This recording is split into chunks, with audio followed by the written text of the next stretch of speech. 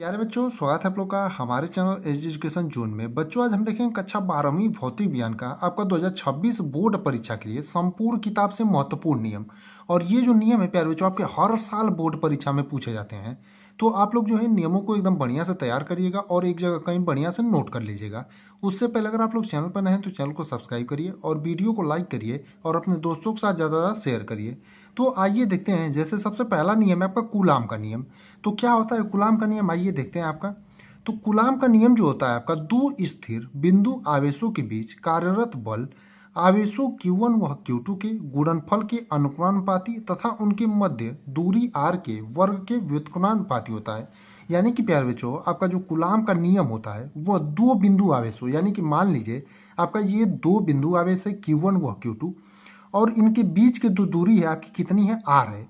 तो जो आपके इन दोनों आवेशों के बीच में जो आपका बल लगता है, यानी कि जो आपका बल यफ होता है, वो दोनों आवेशों के गुणनफल के अनुपाती होता है। यानी कि F is directly proportional to Q1 Q2 होता है। यानी कि आपका जो बल लगता है दोनों आवेशों, आप आवेश कोई भी मान सकते हैं, Q नॉट भी मान सकते हैं, अपनी इच्छा से मान सकते हैं। तो दोनों आवेशों के गुणनफल के अनुपाती होता है और उनकी मध्य की दूरी, यानी कि इन दोनों आवेशों की मध्य की जो दूरी हमने r माना है, इनके वर्ग के व्युत्क्रमानुपाती होता है।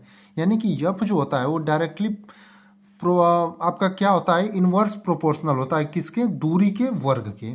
तो यही जो होता है आपका कूलाम का नियम होता है। उम्मीद करते हैं आपको एकदम बढ़िया से समझ में आ गया होगा। यानी कि आपका क्या होता है, तो दो स्थिर बिंदु आवेशों के बीच कार्यरत बल आवेशों Q1 व Q2 के गुणनफल के अनुक्रमानुपाती तथा उनके मध्य दूरी r के वर्ग के व्युत्क्रमानुपाती होता है। जैसे आप लोग इसको देख सकते हैं किस प्रकार आपका होता है। तो F is directly proportional to Q1 Q2, इसको आप समीकरण नंबर 1 मान लेंगे। और F is directly proportional to 1/r², इसको समीकरण नंबर 2 मान लेंगे।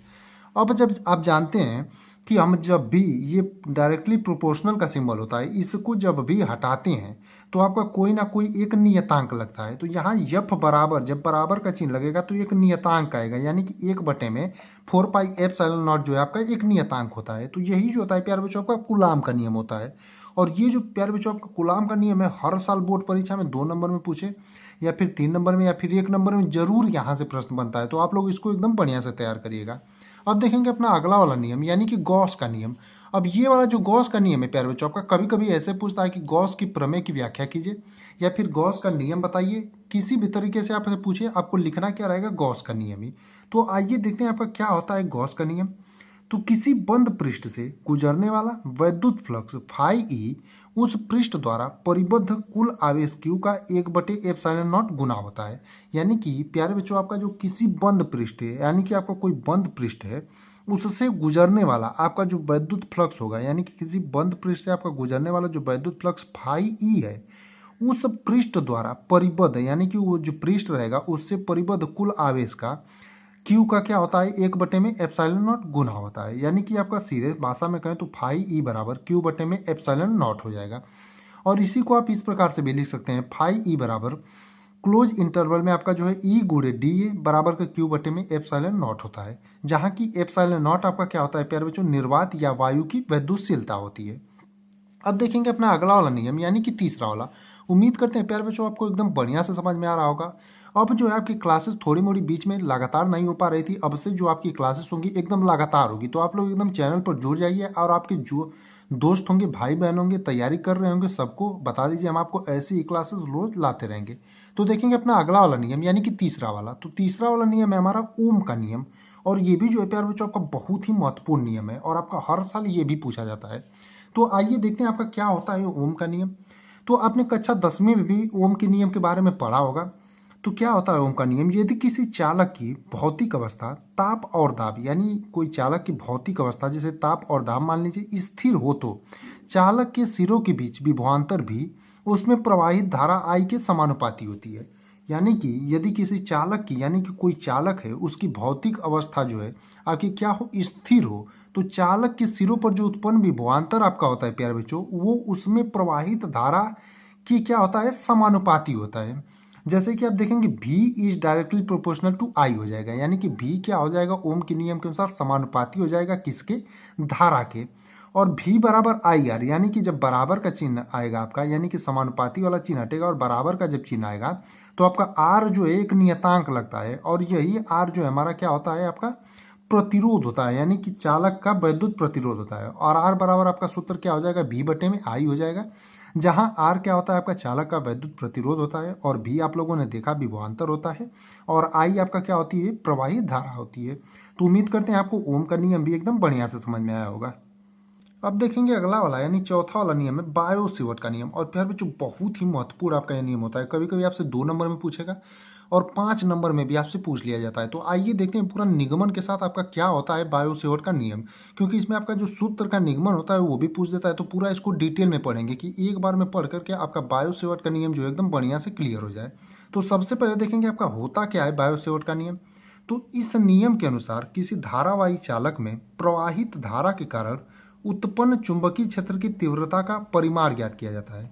यानी कि जो आपका बायो सेवर्ट का नियम होता है प्यार बच्चों, इस नियम के अनुसार जो है आपका किसी धारावाही चालक में जो प्रवाहित धारा होती है उसके कारण उत्पन्न चुंबकीय क्षेत्र की तीव्रता का जो है परिमाण ज्ञात किया जाता है। तो आइए देखते हैं किसी धारावाही चालक में जो है प्रवाहित धारा के कारण उत्पन्न चुंबकीय क्षेत्र का तीव्रता का मान ज्ञात कैसे करते हैं, परिमाण ज्ञात कैसे करते हैं। तो मान लीजिए आपका किसी चालक में प्रवाहित धारा आई है, यानी कि आपको जब पेपर में सूत्र का निगमन करने के लिए देगा या फिर बायो सेवर्ट के नियम को पूरा विस्तृत रूप से लिखने के लिए देगा, तो आप इसी प्रकार से लिखेंगे। तो माना किसी चालक में प्रवाहित धारा आपकी क्या है, आई है, और चालक से आर दूरी पर बिंदु पी स्थित है। यानी कि मान लीजिए आपका ये कोई चालक है और इसमें प्रवाहित धारा आपकी क्या है, आई है, और चालक से आर दूरी पर आपका ये कोई बिंदु P स्थित है, और इनके बीच की दूरी कितनी है, R है, जिस पर हमें चुंबकीय क्षेत्र की तीव्रता का परिमाण ज्ञात करना है। और इसी बिंदु P पर, यानी जो आपका बिंदु P है प्यारे बच्चों, इसी पर हमें क्या ज्ञात करना है, चुंबकीय क्षेत्र की तीव्रता का परिमाण ज्ञात करना है। तो आपका मान लेंगे आपका चालक का अल्पखंड क्या है, dl है। तो चालक के अल्पखंड dl के कारण माना उस बिंदु पर चुंबकीय क्षेत्र का परिमाण db है। यानी कि आपका जो चालक का अल्पखंड होगा प्यारे बच्चों dl, इसके कारण इस बिंदु P पर जो आपका चुंबकीय क्षेत्र का परिमाण होगा आपका db होगा। तो अब देखेंगे सूत्र के अनुसार से db जो होता है वो किसके प्रोपोर्शनल होता है, dB जो होता है समानुपाती होता है धारा के, यानी कि dB समानुपाती धारा हो जाएगा, और इसको समीकरण नंबर 1 मान लेंगे। और dB जो हो जाएगा आपका ये कोण बनेगा, यानी कि जो अल्पांश, यानी कि जो आपका बिंदु P और धारा के बीच जो आपका कोण बने, माफ करिए बिंदु P और जो आपका चालक है उसके बीच में जो कोण बनेगा साइन थीटा लेंगे उसको। तो dB जो हो जाएगा आपका साइन थीटा के समानुपाती हो जाएगा, इसको समीकरण नंबर 2 मान लेंगे। और dB जो हो जाएगा आपके चालक के अल्पखंड का समानुपाती हो जाएगा। तो dB is directly proportional to dl हो जाएगा, इसको समीकरण नंबर 3 मान लेंगे। और dB जो होता है व्युत्क्रमानुपाती होता है दूरी के वर्ग के, और इसको मान लेंगे समीकरण नंबर 4। अब समीकरण 1, 2, 3 और 4 को जब मिलाएंगे तो आपका dB जो हो जाएगा किसके समानुपाती हो जाएगा, तो IDL साइन थीटा, यानी कि धारा गुणे चालक का अल्पांश गुणे साइन थीटा बटे में आर स्क्वायर। अब हमने आपको बताया था जब भी आपका समानुपाती का चिन्ह हटाते हैं, बराबर का चिन्ह लगाते हैं, तो आपका कोई ना कोई नियतांक लगता है, यानी कि कोई ना कोई नियतांक वहां पर जरूर आपका आता है। तो यहाँ पर dB बराबर आपका म्यू नॉट बटे में 4 pi into IDL sine theta बटे में आर स्क्वायर हो जाएगा, जहां म्यू नॉट बटे में 4 पाई आपका एक नियतांक हो जाएगा, और यही नियतांक जो है आपको इसको बराबर का चिन्ह में बदल देगा। अब इसका जो है समाकलन कर देंगे, यानी इस पूरे समीकरण का समाकलन कर देंगे, तो यही जो आपका सूत्र प्राप्त होता है, यही आपका बायो सेवर्ट के नियम से आपका सूत्र प्राप्त होता है, जिससे आपका चालक के विद्युत क्षेत्र की तीव्रता जो, माफ करिए चुंबकीय क्षेत्र की तीव्रता का परिमाण जो है ज्ञात किया जाता है। जहां आपका म्यू नॉट हमने आपको बताया कि एक नियतांक होता है जिसे निर्वात की चुंबकशीलता कहते हैं, यानी कि म्यू नॉट को जो है प्यारे बच्चों आपका निर्वात की चुंबकशीलता कहते हैं। और म्यू नॉट से आपका प्रश्न बनता है, इसलिए हमने इसको पूरा विस्तार में लिखा है, क्योंकि आपका कभी कभी इससे 1 नंबर 2 नंबर में प्रश्न पूछ लिया जाता है आपके पेपर में। तो जिसे निर्वात की चुंबकशीलता कहते हैं, और इसका आंकिक मान यानी म्यू नॉट का जो आपका आंकिक मान होता है 4 गुणे 10 के पावर माइनस 7 होता है। यानी कि म्यू नॉट का जो आपका मान होता है क्या होता है, 4 गुणे 10 के पावर माइनस 7 होता है। वहीं म्यू नॉट का मात्रक आपका क्या होगा, तो म्यू नॉट का मात्रक न्यूटन प्रति एम्पियर स्क्वायर होगा, या फिर वेबर प्रति एम्पियर मीटर होता है। यानी कि म्यू नॉट का मात्रक आपका न्यूटन प्रति एम्पियर स्क्वायर या फिर वेबर प्रति एम्पियर मीटर होता है। और म्यू नॉट की आपकी बीमा क्या होती है, तो यम यल टी के पावर -2 और ए के पावर -2 होती है। उम्मीद करते हैं आपको ये भी जो है बायो सेवर्ट का नियम एकदम बढ़िया समझ में आ गया होगा। प्यारे बच्चों, बायो सेवर्ट का नियम आपके लिए बहुत ही महत्वपूर्ण है, और इस क्लास में जितने भी नियम आपको बताए जाएंगे सभी महत्वपूर्ण है। अगला वाला देखेंगे यानी पांचवा वाला नियम तो है एम्पियर का परिपथी नियम। और प्यार बच्चों ये भी आपका बहुत ही महत्वपूर्ण नियम है। वैसे इस क्लास में जितने भी नियम बताए जाएंगे सभी आपके 2026 बोर्ड परीक्षा के लिए महत्वपूर्ण है। आप लोग सभी नियमों को एकदम बढ़िया से तैयार करिएगा। और एक बार फिर से आपको बता दें क्लासेज जो है आपकी रोज चलेगी, यानी कि एकदम डेली आपकी एक एक वीडियो आती रहेगी, 1 से 2 वीडियो आपकी एकदम डेली आएगी। तो आप लोग जो एकदम चैनल से जुड़ जाइए और अपने दोस्तों भाइयों बहनों सब जो भी तैयारी कर रहे हो सबको बता दीजिए। तो देखिए क्या होता है एम्पियर का परिपथी नियम। तो किसी बंद परिपथ की सीमा के अनुदिश चुंबकीय क्षेत्र बी का रेखीय समाकलन पथ द्वारा घिरी कुल धारा आई का म्यू नॉट गुना होता है।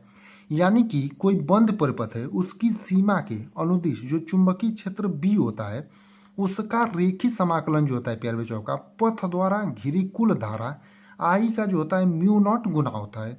जैसे आपका क्या हो जाएगा b इंटू डी एल यानी कि क्लोज इंटरग्रल यानी कि समाकलन है बंद समाकलन b गुणे डी एल बराबर म्यू नॉट आई हो जाएगा। जहां आपका क्या होता है सिग्मा आई क्या है आपका I1 plus I2 plus I3 यानी धाराओं का योग होता है। यानी कि आई कह लीजिए या फिर सिग्मा आई, ये सिग्मा आई हमने नहीं लगाया, आई मान लीजिए आपका आई क्या होता है I1 I2 I3 यानी सभी धाराओं का योग होता है। अनंत लंबाई की सीधे धारावाही चालक तार के कारण जो आपका चुंबकीय क्षेत्र हो जाएगा क्या हो जाएगा, यानी कि अनंत लंबाई की जो सीधे धारावाही चालक तार होते हैं उनके कारण चुंबकीय क्षेत्र बी बराबर आपका हो जाएगा म्यू नॉट आई बटे में 2πr हो जाएगा। जहां आप आई आपका प्रवाही धारा होगी, आर आपका प्रेक्षण बिंदु की दूरी हो जाएगी और म्यू नॉट हमने आपको पहले ही पीछे बताया था पूरा म्यू नॉट के बारे में बताया कि वायु या निर्वात की चुंबकशीलता होती है और इसका पूरा मान भी हमने आपको बताया। अब देखेंगे अपना अगला वाला नियम यानी कि फैराडे का विद्युत चुंबकीय प्रेरण संबंधी नियम। और प्यारे बच्चों ये भी आपका बहुत ही महत्वपूर्ण नियम है और हर साल बोर्ड परीक्षा में पूछा जाता है। तो आइए देखते हैं आपका फैराडे का विद्युत चुंबकीय प्रेरण संबंधी नियम क्या होता है। तो फैराडे का जो विद्युत चुंबकीय प्रेरण संबंधी आपके दो नियम है। जैसे पहले नियम को प्रथम नियम के ही नाम से जाना जाता है। तो क्या होता है प्रथम नियम, आइए देखते हैं। तो जब किसी परिपथ से बद्ध चुंबकीय फ्लक्स में परिवर्तन होता है तो उसमें एक विद्युत वाहक बल उत्पन्न हो जाता है। यानी कि जब किसी परिपथ से कोई बद्ध चुंबकीय फ्लक्स में जो है परिवर्तन होता है तो उसमें आपका एक विद्युत वाहक बल उत्पन्न हो जाता है। यदि परिपथ बंद है तो उसमें प्रेरित धारा बहने लगती है। यह धारा केवल तभी तक बहती है जब तक कि चुंबकीय फ्लक्स में परिवर्तन होता रहता है। यानी कि आपका क्या बोला है इसमें कि आप ध्यान से समझेंगे तो देखेंगे कि जब किसी परिपथ से बद्ध चुंबकीय फ्लक्स में परिवर्तन होता है तो उसमें आपका क्या होता है एक विद्युत वाहक बल उत्पन्न होता है। और आप आगे देखेंगे कि यदि परिपथ बंद हो यानी कि अगर परिपथ आपका बंद है तो उसमें एक प्रेरित धारा बहने लगती है और यह धारा केवल तभी तक बहती है जब तक कि चुंबकीय फ्लक्स में परिवर्तन होता रहता है। तो आप लोग इसके एक बार दो बार तीन बार देखिएगा आपको एकदम बढ़िया से समझ में आ जाएगा। अब देखेंगे द्वितीय नियम यानी कि फैराडे का आपका द्वितीय नियम क्या होता है। तो प्रेरित विद्युत वाहक बल चुंबकीय फ्लक्स की परिवर्तन की ऋणात्मक दर के बराबर होता है। यानी कि आपका जो प्रेरित विद्युत वाहक बल होता है प्यारे बच्चों वो चुंबकीय फ्लक्स की परिवर्तन की ऋणात्मक दर के बराबर होता है और यही जो होता है आपका फैराडे का द्वितीय नियम होता है। तो उम्मीद करते हैं आपको फैराडे का नियम समझ में आ गया होगा। अब देखेंगे अपना अगला वाला नियम यानी कि किरचॉफ का नियम। और प्यारे बच्चों बहुत ही महत्वपूर्ण नियमों में से आपका ये भी एक है। ये भी आपका किसी ना किसी सेट के पेपर में यूपी बोर्ड एग्जाम में एकदम 100% पूछा जाता है। तो किरचॉफ ने के भी आपके दो नियम है। जैसे पहला नियम जो है उसे संधि नियम अथवा धारा नियम कहते हैं। अब डायरेक्टली आपका एक नंबर का क्वेश्चन पूछ लिया जाता है कि किरचॉफ के प्रथम नियम को किस नाम से जाना जाता है। तो इसे संधि नियम अथवा धारा नियम के भी नाम से भी जाना जाता है। तो आइए देखते हैं आपका क्या होता है संधि नियम अथवा धारा नियम। तो किसी वैद्युत परिपथ में किसी भी संधि पर मिलने वाली धाराओं का बीजगणितीय योग शून्य होता है। यानी कि कोई विद्युत परिपथ है उसमें किसी भी संधि पर मिलने वाली जो धाराएं होती हैं उनका बीजगणितीय योग जो होता है शून्य होता है। यानी कि सिग्मा आई बराबर 0 हो जाएगा। जैसे आप देखेंगे कि ये कोई संधि है, यहाँ पर कोई धारा आपकी आ रही है, जैसे I1 I2 व I3 जो है आ रही हैं और यहाँ से माफ करिए आपका I1 और I2 जो है संधि की तरफ आने वाली धाराएं हैं और I3 I4 और I5 जो है संधि से दूर जाने वाली धाराएं हैं। जैसे कि आप देखेंगे इस प्रकार आपको नहीं समझ में आएगा। जैसे देखेंगे इस नियम को परिपथ में उपयोग करते समय जो है चिन्ह परिपाटी यह है कि परिपथ में संधि की ओर आने वाली सभी धाराएं धनात्मक तथा संधि से दूर जाने वाली सभी धाराएं ऋणात्मक होती हैं। यानी कि जब भी हम इस नियम का प्रयोग करते हैं प्यारे बच्चों तो जो संधि की तरफ आती हैं यानी कि I1 व I2 संधि की तरफ आ रही हैं तो इन धाराओं को हम धनात्मक लेते हैं। और जो संधि से दूर जाती हैं जैसे आपकी I3 बाहर का सिंबल लगा है, बाहर का सिंबल, I3, I4 और I5, तो इनको हम क्या लेते हैं, ऋणात्मक लेते हैं। यही जो आपका किरचॉफ का नियम होता है, अर्थात I1 plus I2 minus I3 minus I4 minus I5 बराबर 0। अब आप इस प्रकार से समझिए, जैसे आपका संधि में धारा कितनी आ रही है, I1 व I2 आ रही है। तो संधि में मान लीजिए आपका I1 व I2 धाराओं को जोड़ करके इन यही दोनों धाराएं आ रही हैं, और निकल कौन सी धारा रही है, I3, I4 और I5। जब संधि में जितनी धारा आ रही है उतनी धारा निकल जा रही है, तो आपका संधि में धारा बचेगी ही नहीं, तो आपका 0 हो जाएगा। अब देखेंगे आपका किरचॉफ का नियम जो है आवेश संरक्षण को व्यक्त करता है, यानी कि किरचॉफ का प्रथम नियम आपसे ये भी 1 नंबर में पूछ लेता है कि किरचॉफ का प्रथम नियम किसको व्यक्त करता है, तो आपका आवेश संरक्षण को व्यक्त करता है। तो इसको भी आप लोग एकदम बढ़िया से तैयार कर लीजिएगा। इसको आप लोग 1 बार 2 बार 3 बार रिवाइज कर लीजिएगा, आपका एकदम बढ़िया से तैयार हो जाएगा, और बोर्ड परीक्षा में आप लोग एकदम बढ़िया से इसको लिख लेंगे। अब देखेंगे अपना अगला, इसी में आपका है लूप नियम अथवा वोल्टा नियम, यानी कि किरचॉफ के द्वितीय नियम को जो है आपका लूप नियम अथवा वोल्टा नियम कहते हैं। जैसे प्रथम नियम को संधि नियम अथवा धारा नियम कहते हैं, उसी प्रकार द्वितीय नियम को लूप नियम अथवा वोल्टा नियम कहते हैं। अब देखेंगे क्या होता है आपका लूप नियम अथवा वोल्टा नियम। तो किसी परिपथ में प्रत्येक बंद पास के विभिन्न भागों में बहने वाली धाराओं तथा संगत प्रतिरोधों के गुणनफलों का बीजगणितीय योग उस पास में लगने वाले वैद्युत वाहक बलों के बीजगणितीय योग के बराबर होता है, अर्थात सिग्मा आई आर बराबर सिग्मा ई हो जाएगा। यानी कि मान लीजिए आपका ये कोई परिपथ है, और इसके प्रत्येक बंद पास, मान लीजिए ये आपका बंद पास 1 है और ये आपका बंद पास 2 है, तो इसके प्रत्येक बंद पास के विभिन्न भागों में जो बहने वाली धाराएं होती हैं तथा संगत प्रतिरोध, यानी कि आपका मान लीजिए ये धारा I1 है और इसका संगत प्रतिरोध R1 है, और ये धारा I2 है और इसका संगत प्रतिरोध R2 है। तो इन दोनों का गुणनफल जो है, गुणनफलों का बीजगणितीय योग जो होता है आपका उस पास में लगने वाले, यानी कि ये जो पास इस पर लगने वाला आपका वैद्युत वाहक बल E है, मान लीजिए E1 है मान लीजिए, तो इनके योग के बराबर होता है। यही आपका किरचॉफ का नियम द्वितीय नियम होता है, जिसे लूप नियम अथवा वोल्टा नियम भी कहते हैं। तो किरचॉफ के लूप नियम को जो आप सिद्ध कैसे करेंगे, जैसे आप इसको अच्छे तरीके से समझा सकते हैं। किरचॉफ के लूप नियम से बंद पास 1 के लिए, जैसे हमने आपको बताया कि आपका बंद पास 1 है ये इतना, तो बंद पास 1 के लिए I1 R1, I1 का जो संगत प्रतिरोध है R1 है, दोनों का गुणनफल करेंगे, माइनस I2 R2, यानी कि इसका संगत प्रतिरोध जो है I2 का संगत प्रतिरोध R2 है, तो इसका गुणा करेंगे R2 में, बराबर E1 माइनस E2 हो जाएगा। इसी प्रकार बंद पास 2 के लिए आपका क्या हो जाएगा, I2 R2 plus I1 plus R2 I2 R3 बराबर का आपका E2 हो जाएगा। तो यही जो होता है आपका किरचॉफ का द्वितीय नियम होता है। उम्मीद करते हैं आपको किरचॉफ का द्वितीय नियम भी एकदम बढ़िया से समझ में आ गया होगा। अब देखेंगे इस नियम का उपयोग करते समय हम धारा की दिशा में चलते हैं, तो धारा तथा संगत प्रतिरोधों के गुणनफल को धनात्मक लेते हैं।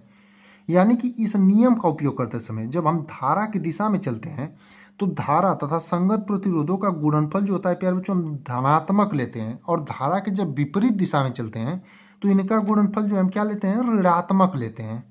तो यहाँ पर इसीलिए इनका जो गुणनफल है क्या लिया गया है, ऋणात्मक लिया गया, यानी कि धारा और संगत प्रतिरोध की धारा की दिशा के विपरीत में हम चल रहे थे। अब देखेंगे आपका किरचॉफ का द्वितीय नियम जो है ऊर्जा संरक्षण को व्यक्त करता है, यानी कि किरचॉफ का प्रथम नियम जैसे आवेश संरक्षण को व्यक्त करता है, उसी प्रकार किरचॉफ का द्वितीय नियम किसको व्यक्त करता है, ऊर्जा संरक्षण को व्यक्त करता है। तो ये हमने आपको कुछ नियम बताए हैं जो कि आपकी बहुत ही महत्वपूर्ण नियम है प्यारे बच्चों। तो आप लोग इन सभी नियमों को एकदम तैयार कर लीजिएगा, और आपके कुछ और नियम बचे हैं, लगभग 7 से 8 और नियम है। पार्ट 2 का एक और इसका वीडियो आएगा, तो आपके नियम वाले जो टॉपिक हैं एकदम खत्म हो जाएंगे। यानी कि आपके नियम वाले जो क्वेश्चन पूछे जाते हैं यही 2 पार्ट हम बनाएंगे उनका। एक पार्ट में हमने 6 से 7 नियम आपको बता दिए, 6 से 7 नियम और बचे हैं, एक पार्ट में उसको ही बता देंगे, आपका एकदम तैयार हो जाएगा। तो आप लोग एकदम इसको बढ़िया से तैयार कर लीजिएगा। और हमने आपको पहले भी बता दिया है और फिर बता दे रहे हैं, आपकी क्लासेस जो है रोज आती रहेंगी। थोड़ी सी दिक्कत के कारण क्लासेस रोज नहीं आ पा रही थी, तो आप लोग जो है एकदम चैनल पर बन जाइए एकदम बढ़िया से। और इससे पहले हमने केमिस्ट्री का एक नियम वाला वीडियो बनाया है, उसको भी जा करके जरूर देखिए। तो उम्मीद करते हैं आपको वीडियो एकदम पसंद आया होगा।